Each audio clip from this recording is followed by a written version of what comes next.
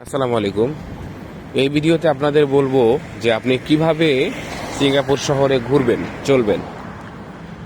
তো আপনি এয়ারপোর্ট থেকে একটা ট্যাক্সি যদি বুক করেন তাহলে আপনার কস্ট আসবে অলমোস্ট $35, যেটা বাংলা টাকায় বর্তমান রেট অনুযায়ী 3500 টাকা।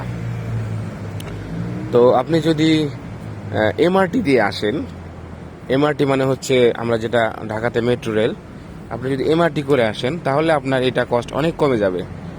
এমআরটিতে আসলে আপনার $1.82 যেটা আপনার কাটবে। তো আপনাকে যেটা করতে হবে, এমআরটি স্টেশনে এসে, এয়ারপোর্টের সঙ্গে এমআরটি স্টেশন কানেকশন আছে,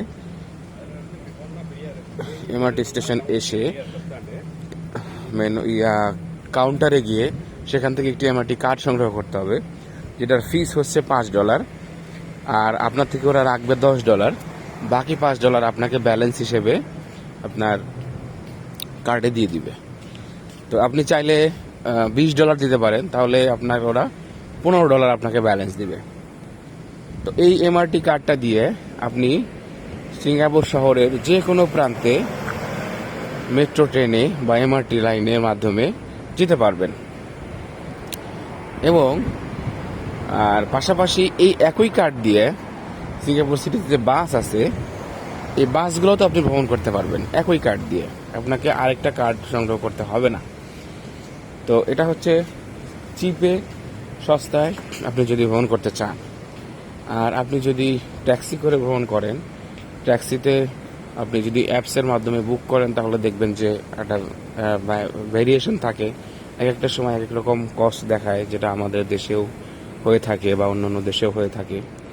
তো অলমোস্ট আপনি $15 নিচে আপনি কোনো ভাড়া দেখবেন না।